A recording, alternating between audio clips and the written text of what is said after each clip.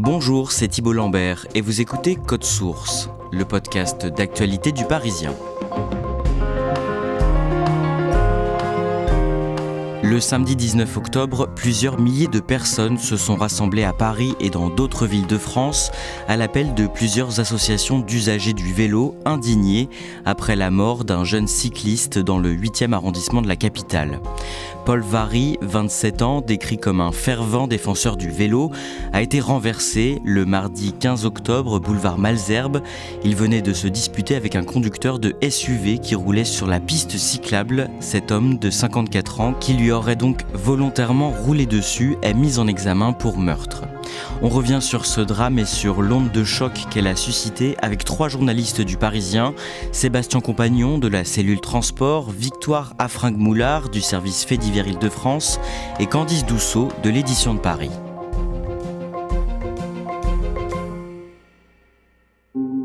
Victoire Affringue-Moulard, le mardi 16 octobre, en début de soirée, vous vous trouvez pour le Parisien devant l'église de la Madeleine, dans le 8e arrondissement de Paris. Près de 800 personnes, selon la préfecture, sont réunies pour rendre hommage à Paul Varry, un cycliste de 27 ans, mort la veille, renversé par une voiture. Décrivez-nous l'ambiance sur place. Alors moi, quand j'arrive, il est 19h15, donc on est à environ 15 minutes de l'horaire prévu et il y a déjà des dizaines et des dizaines de cyclistes qui sont présents sur la place de la Madeleine. Ils déposent des fleurs, des bougies. Il y a pas mal d'émotions, on est quand même à 24 heures du drame. Merci d'être là et c'est le moment du recueillement. Je propose qu'on pense fort à lui, tous ensemble, et qu'on se soutienne tous ensemble. Mais aussi, c'est l'occasion pour tous ces cyclistes de raconter en fait les altercations qu'ils ont eues eux-mêmes avec des automobilistes. Un mort dans Paris en vélo, ça arrive encore trop souvent, c'est le 3e de l'année, c'est le 3e dans le 8e arrondissement. 3 c'est trop, 1 c'est trop, nous ce qu'on veut c'est 0. Ce qui ressort de ce rassemblement, c'est de dire, voilà, on aurait tous pu être à la place de Paul. Qu'est-ce qu'on sait de la victime, Paul Varry ? Alors, ce qu'on sait de lui, donc il a 27 ans, il est originaire des Hautes-Alpes, dans un village près de Gap. Il est développeur d'applications. Sa maman expliquera aussi qu'il allait partir aux États-Unis pour poursuivre des études. Physiquement, Paul était assez athlétique, je dirais même assez fin. Paul était a priori quelqu'un de calme, en tout cas c'est ce que nous ont dit les gens qui l'ont côtoyé, qui l'ont présenté comme quelqu'un de mesuré, à l'écoute, posé. C'était aussi quelqu'un de très investi dans les politiques en faveur du vélo et des mobilités douces. Oui, en fait, son engagement commence en 2020 au moment des élections municipales. En fait, il rencontre un membre de la liste citoyenne Nous Saint-Ouen, c'est une commune dans laquelle il habite à ce moment-là. Et en fait, il va se laisser embarquer dans l'aventure. Il va être chargé en fait de rédiger le plan vélo de cette liste. Et même si la liste ne dépasse pas les 4% et que l'aventure s'arrête là, chez Paul, ça a fait naître un vrai goût de l'engagement. Et du coup, suite à ça, il va s'investir dans des associations comme Paris en selle, dont l'objectif de l'asso est de faire valoir en fait la place du vélo en ville, et il en deviendra même le représentant à Saint-Ouen. Et par ailleurs, il va aussi intégrer l'atelier solidaire Saint-Ouen, et c'est pour cette association qu'il va rédiger en fait un livre blanc qui sera remis à la municipalité et qui va permettre d'améliorer certains aménagements de la commune. Le lendemain du drame, la mère et le frère de Paul font part de leur chagrin au micro de nos confrères d'RMC. Alors, il y a de la tristesse immense, d'avoir perdu un frère, un fils, mais il y a aussi beaucoup de la colère contre ce conducteur qu'ils estiment, tout simplement un meurtrier. Il n'y a aucune circonstance atténuante. Quand un véhicule se retrouve face à un piéton ou un cycliste qui n'a pas de carapace autour de lui, il y a une réelle volonté de, plus que de nuire, de tuer. C'est pas les mêmes armes. Là, il y a quelqu'un dans une cellule qui a écrasé un jeune de 27 ans et une vie, et toute sa vie, et une fois de plus, la vie de ses proches, de tout le monde. Sébastien Compagnon, l'annonce de ce drame suscite immédiatement une vive émotion chez les cyclistes parisiens et franciliens. Oui, dès le soir du drame, ça touche énormément la plupart des gens qui utilisent le vélo au quotidien parce que ça réveille en eux des traumatismes que presque tous ont subis au moins une fois dans leur vie, d'avoir un automobiliste qui les menace de mort, qui les insulte, qui fait semblant de les renverser. Ça, c'est quelque chose que énormément de gens qui utilisent le vélo connaissent, et là, c'est le drame de trop, cet homicide volontaire. Et beaucoup d'élus parisiens font aussi part de leur choc. Oui, dès le lendemain, la maire de Paris, Anne Hidalgo, déclare que c'est inacceptable de mourir aujourd'hui à Paris à 27 ans en faisant du vélo et que ces actes doivent être condamnés sévèrement.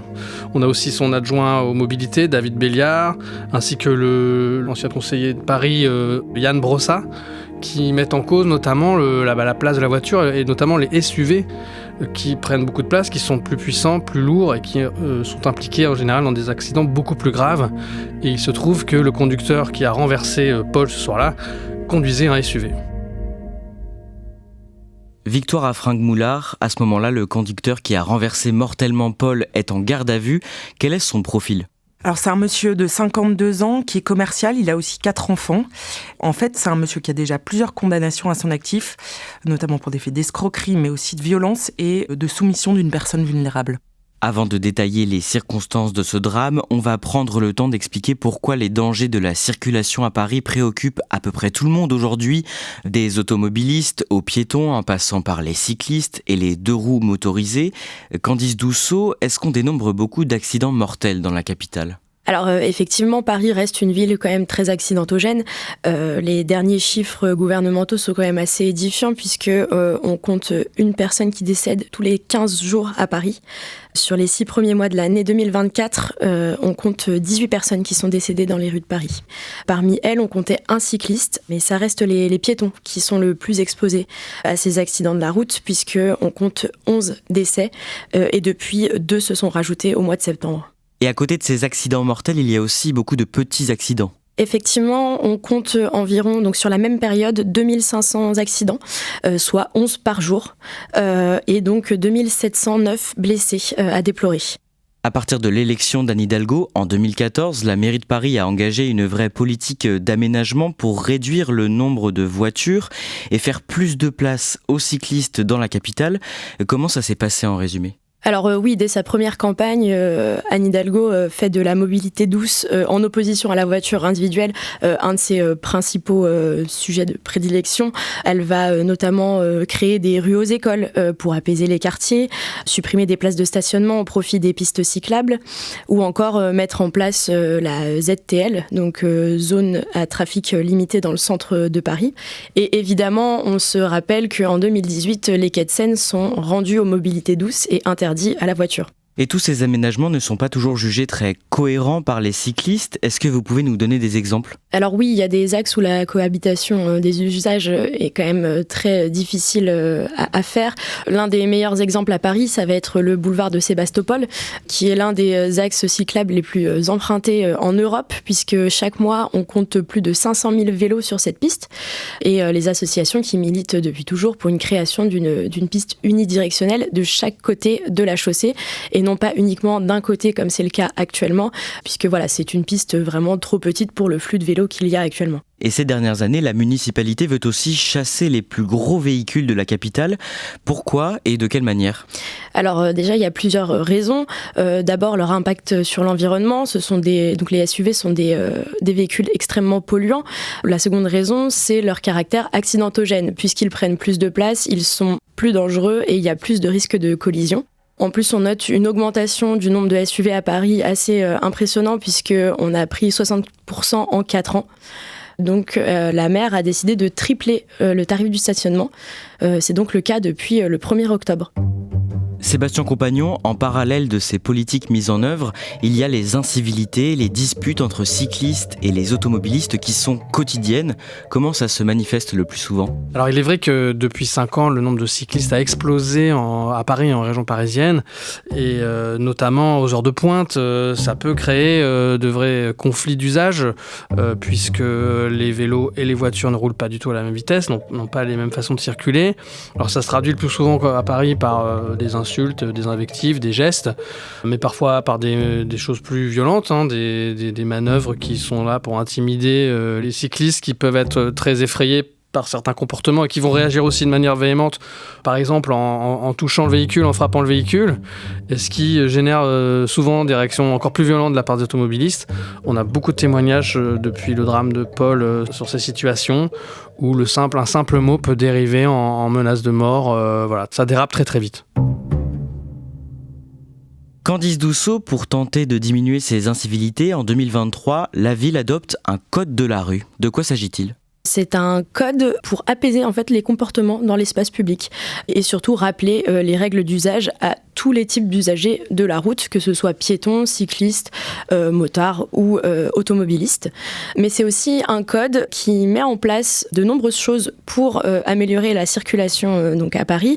On peut notamment citer une meilleure signalétique, une surélévation des passages piétons, la disparition aussi des pistes cyclables sur les trottoirs qui étaient considérées comme très dangereuses, ou encore la multiplication des feux sonores et l'obligation pour les véhicules lourds de se munir de détecteurs d'angle mort. Que disent les détracteurs de ce code de la rue, principalement l'opposition à la majorité au conseil municipal ? Alors oui, effectivement, on a plusieurs élus qui considèrent que ce code de la rue n'a aucune utilité, puisque derrière, il n'y a aucune sanction. En fait, derrière ce code de la rue s'ajoute simplement au code de la sécurité routière qui existe déjà, mais c'est simplement un rappel des usages, et certains considèrent que ce n'est pas suffisant. On en vient donc aux faits qui se sont déroulés le mardi 15 octobre sur le boulevard Malesherbes dans le 8e arrondissement de Paris. Victoire Afrinck-Mollard, à quoi ressemble la voie pour qu'on puisse se la représenter ? Alors on est sur un grand boulevard, les voitures y circulent sur 2 fois 2 voies et d'un côté et de l'autre de la chaussée, il y a des pistes cyclables qui sont séparées par une toute petite bordure en fait de 3-4 cm et qui est facilement franchissable en fait par les véhicules. En fin d'après-midi, vers 17h30, une altercation a lieu entre Paul Vary, le cycliste, et un conducteur de SUV. Que se passe-t-il exactement selon l'enquête ? On est vraiment à l'heure de pointe à ce moment-là. Donc Paul Vary remonte le boulevard vers la place de la Madeleine. Il se trouve sur la piste cyclable quand en fait le conducteur roule en fait tout simplement sur la piste cyclable. Lui est à gauche du véhicule et à ce moment-là en fait le SUV va rouler sur le pied de Paul Vary qui va faire un mouvement d'énervement et qui va frapper en fait sur le capot de la voiture. À ce moment-là le conducteur va reculer. Il y a vraisemblablement une altercation et le conducteur redémarre et va foncer sur Paul et l'écraser. Des passants racontent qu'ils ont vu ensuite Paul au sol, grièvement blessé. Qu'est-ce qu'il se passe à partir de ce moment-là ? Il y a des gens qui viennent lui porter secours, ils le mettent en PLS, tentent de lui faire un massage cardiaque, mais malheureusement, en fait, il n'y a pas grand-chose à faire puisque la voiture lui a littéralement roulé dessus et les secours vont arriver et simplement constater son décès. Que fait le conducteur après avoir renversé Paul ? Alors, on se rend compte qu'il ne va pas prendre la fuite. A priori, il aurait quand même pris conscience des choses assez rapidement. Il va sortir de la voiture, voir l'état du cycliste et il va demander à sa fille, qui est dans le véhicule, d'appeler les pompiers. Et ensuite, il va rester sur place. Il y a des témoins qui ont effectivement assisté à la scène. Il parle d'un conducteur qui n'a pas l'air véhément à ce moment-là, qui est plutôt assez interloqué en fait, par ce qui vient de se passer. D'autres témoins qui étaient là juste après la collision vous disent qu'ils sont très choqués. Notamment des commerçants qui étaient autour, qui ont entendu un boom en fait, et qui sont sortis de leur commerce et qui ont vu Paul au sol. Ils ont parlé d'une mare de sang, c'était assez violent. Beaucoup effectivement disent qu'ils ont été choqués par la scène. La maire du 8e arrondissement, Jeanne Dotzer, dit elle-même que voilà, pour être arrivée sur place après, elle a été profondément choquée. Victoire Afrinck-Mollard, d'après l'enquête, l'automobiliste a donc bien volontairement écrasé Paul, c'est ça ? Oui, déjà on a les témoignages des gens qui ont assisté à la scène et il y a cette vidéosurveillance qui montre qu'effectivement le véhicule a roulé littéralement sur Paul. On décrit même la voiture qui s'est surélevée à l'avant puis à l'arrière. C'est ce qui a mené le parquet à le mettre en examen pour meurtre et non pour homicide involontaire comme c'est souvent le cas lors des accidents. Ce conducteur est placé le vendredi 18 octobre en détention provisoire. Qu'est-ce qu'il dit pour sa défense pendant ses auditions ? En fait, aux enquêteurs, il va expliquer qu'il voulait déposer sa fille de 17 ans chez l'ophtalmo, qu'ils étaient en retard. Et c'est pour ça qu'il a brûlé plusieurs feux, qu'il a pris des voies de bus et qu'il a effectivement roulé sur la piste cyclable. Et ça aboutit donc à cette altercation avec Paul. Ce qui ressort aussi de la garde à vue, c'est que Bon, voilà, c'est un monsieur qui aura pas mal de diatribes contre Anne Hidalgo, qui va pointer du doigt les cyclistes, expliquant que voilà, certains font n'importe quoi. On sent une attitude encore un peu véhémente de la part de ce conducteur, et surtout, en fait, il va expliquer que Paul lui aurait fait peur, en fait. Il va parler aussi de Paul comme d'un animal, d'un fou, et c'est la raison pour laquelle, en fait, il va redémarrer et prendre la fuite en l'écrasant. Sébastien Compagnon, après ce drame, vous recueillez la parole de plusieurs associations de cyclistes très en colère. D'après elles, ce drame, c'est la conséquence d'un trop grand laisser-faire de la part des pouvoirs publics ces dernières années. Oui, la plupart des associations dénoncent une sorte d'impunité pour les auteurs de violences routières et ils demandent de vraies sanctions. Ils constatent que aujourd'hui, plein de cyclistes ont des petites caméras pour filmer leur trajet et qui filment des mises en danger manifestes, mais malgré les plaintes déposées, il n'y a jamais de suite judiciaire. Et donc il dénonce une sorte de complaisance, ce serait normal finalement. C'est un peu toujours la faute du cycliste aussi, il n'a pas qu'à être là, il y a toujours une façon de blâmer les victimes qui choque énormément les associations. Un spécialiste que vous interrogez pour l'un de vos articles vous dit même qu'en résumé, la ville n'est plus adaptée aux habitudes de transport des Parisiennes et des Parisiens. Oui, il y a une étude qui a été faite il y a 1 an à peu près, qui montre qu'à Paris, la voiture prend 50% de l'espace, mais qu'elle ne représente que 4,3% des déplacements, alors que le vélo représente 11% des déplacements. Donc il y aurait vraiment un problème de rééquilibrage de l'espace pour les uns et les autres. On voit que certaines villes, par exemple en Europe du Nord, ont créé des piétonisations immenses, où finalement la voiture n'est que invitée dans un espace où les piétons et les cyclistes peuvent circuler en sécurité. Et selon eux, à Paris, qui est une ville extrêmement dense, on ne peut pas ménager, comme ils disent, l'éléphant et la porcelaine. À un moment, il faut choisir. Soit on sanctuarise des espaces pour les mobilités douces, mais on peut difficilement cohabiter parfois en mettant les deux dans le même espace. Le ministre des Transports, François Durovray, a reçu le lundi 21 octobre plusieurs associations de cyclistes, dont Paris-Ancel, où était engagé Paul Varry. Candice Dousseau, est-ce qu'on assiste à un début de prise de conscience après ce drame ? En tout cas, c'est ce que les associations espèrent, et c'est ce qu'elles demandent depuis des années et des années. On a également le préfet de police de Paris qui a réagi à ce drame, qui admet qu'effectivement, il y a tout un espace à réguler. Très concrètement, on a vu dès le lendemain de cette tragédie, des contrôles routiers qui ont été mis en place par la préfecture pour contrôler les véhicules motorisés, mais aussi les cyclistes aux carrefours les plus dangereux de la capitale. Sébastien Compagnon ? Oui, les associations espèrent qu'il y aura un avant et un après la mort de Paul, et que la mort de Paul sert un peu à libérer cette parole et à ce qu'il y ait une sorte de prise de conscience, notamment de la part des pouvoirs publics, notamment la prévention routière qui fait des campagnes souvent qui ciblent un peu toujours les cyclistes comme étant les responsables de leurs propres accidents. Les associations aimeraient qu'on rappelle tout simplement les règles de respect des usagers les plus vulnérables, ce respect qui s'impose quand on conduit un véhicule lourd. Et voilà, il y a une communication publique qui va peut-être changer après ce drame. Et puis surtout, les associations réclament que l'État tienne ses engagements concernant notamment le financement des pistes cyclables, puisque le plan national qui avait été annoncé à l'époque par Elisabeth Borne n'a pas eu tous les financements nécessaires. Et là, pour 2025, le contexte budgétaire fait qu'ils sont très inquiets, qu'il y ait finalement un coup d'arrêt dans cette politique pour développer le vélo dans les villes.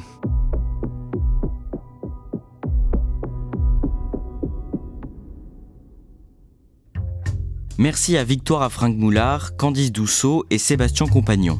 Cet épisode de Code Source a été produit par Clémentine Spiller et Clara Garnier-Amouroux, réalisation Julien Moncouquiol.